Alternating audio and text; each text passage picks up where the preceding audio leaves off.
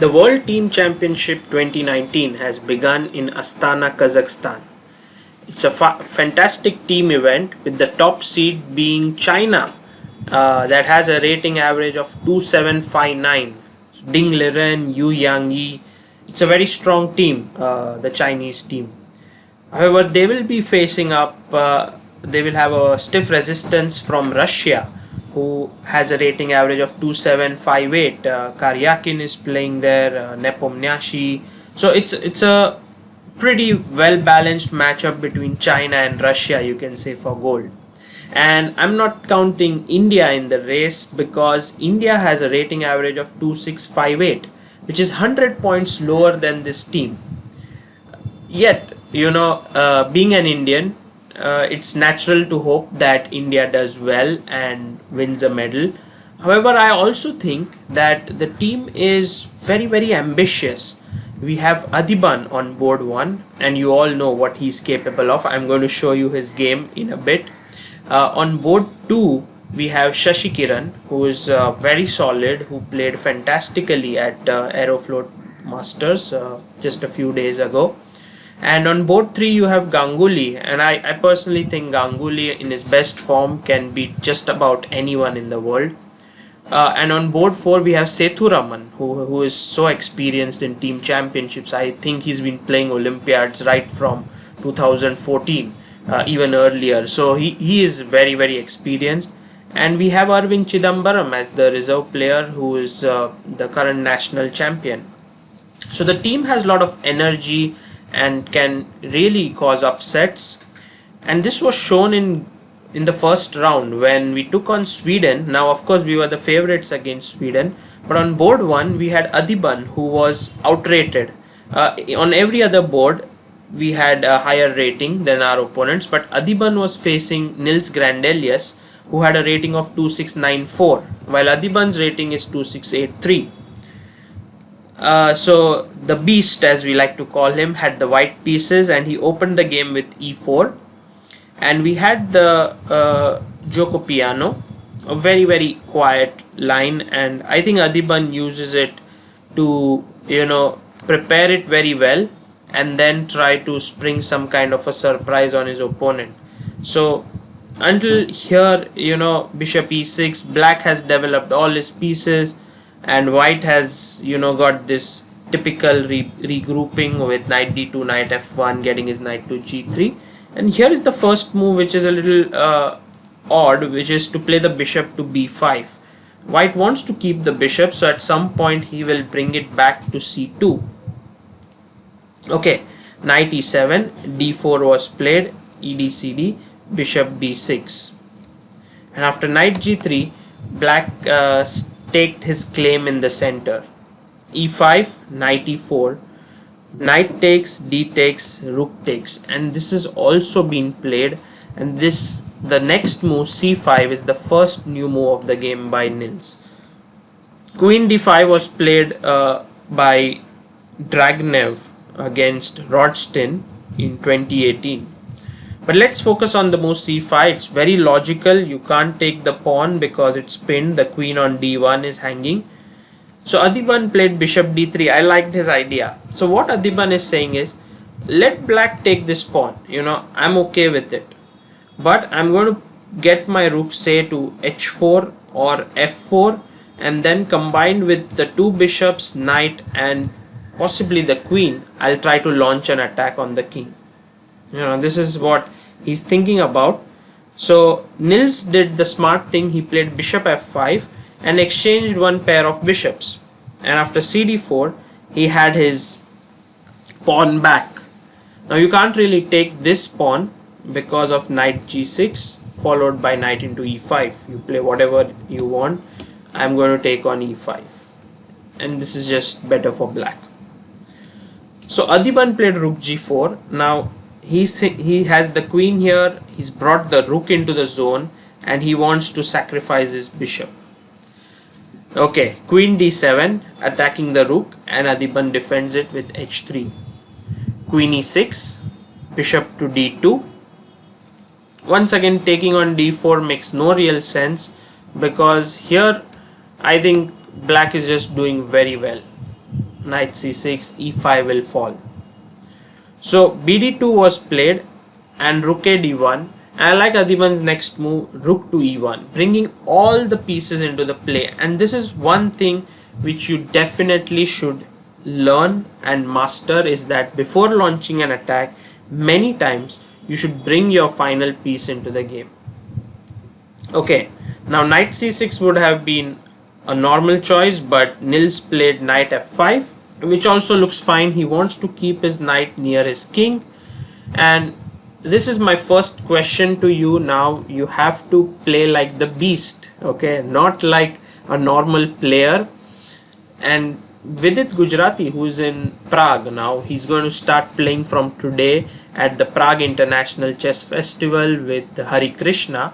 He tweeted, or he wrote on his Facebook saying, this is the position where Adhiban unleashed some really creative play. So it's your chance now. You should pause the video and try to find out what did white do in this position that was so spectacular that even Vidit was impressed. Okay, I hope you had a think and you looked at certain sacrificial possibilities like this. None of them work. And so, you know, when you're thinking about all of this, it's natural to perhaps make a normal move, something like, you know, a3 or something on those lines. However, what Adhiban did was bishop to g5. Very powerful move, attacking the rook. At the same time, if the rook moves, then bishop f6 is going to be very, very strong. So the bishop was taken, and then after knight into g5, now the queen has to be careful. It has to keep looking at the knight on f5. So it moved to queen c8. Now I think this is logical. Queen d7 was possible, but Nils didn't want trouble with moves like e6 coming in with a tempo at some point. Okay, queen c8, and now here's your next question. You have sacrificed a piece. How do you follow it up? Okay, you see there is this mating pattern here with the knight and the queen. So all that you need to do is move the knight from f5. And so congratulations if you did find the move rook f4. Not so tough, but very important. Now g6 was played, the knight couldn't move. So once again, it's your move. What would you do here as white? Yes, it all revolves around removing the knight from f5, and so g4 is a perfect move. E6 is also possible and playable, but after fe6, knight takes e6, rook fe8. There's a pin down the e file, and here I think black is able to survive after rook f5, rook e6. Okay, so Adhiban played g4 and black to move now. What would you play here as black? It's important, you know, many times you feel like, oh, I'm playing with the white pieces, I should think only for white. No, in chess you have to look at opponent's possibilities as well. And so what would you play here if you were in Nils' shoes? Okay, Nils played the move knight e7, and we are going to come to it. It's a big blunder. I'm going to ask you why. The right move was knight to e3.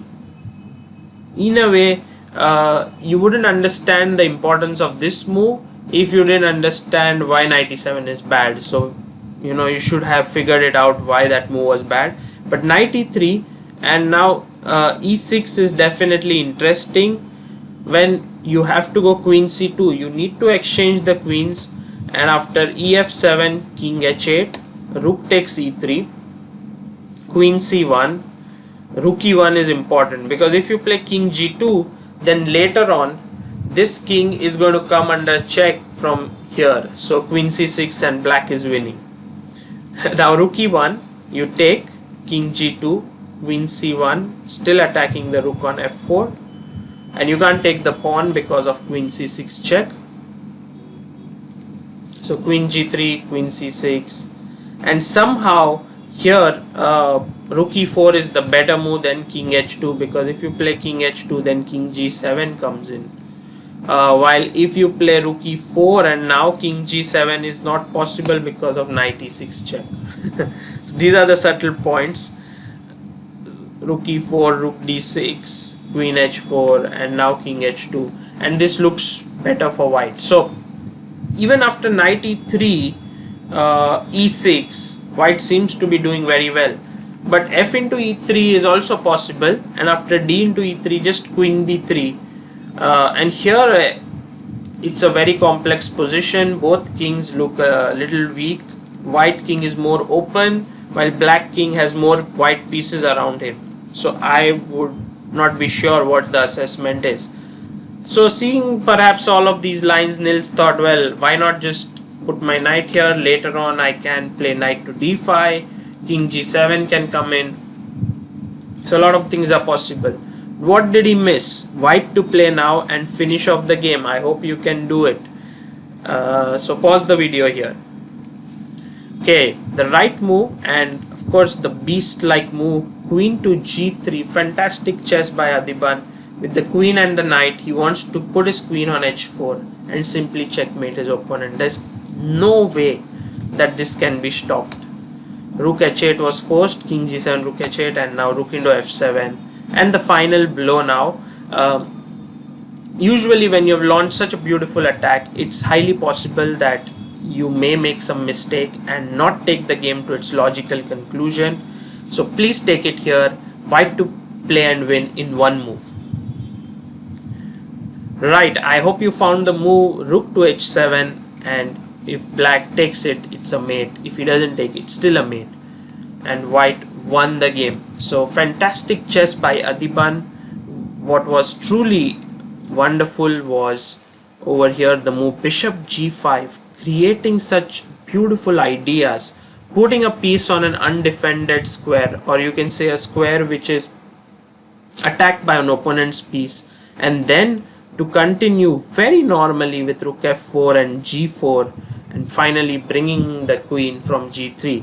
One might argue that Nils should have defended better with knight e3 here instead of knight e7, but when you put so much pressure on your opponent, mistakes are bound to happen.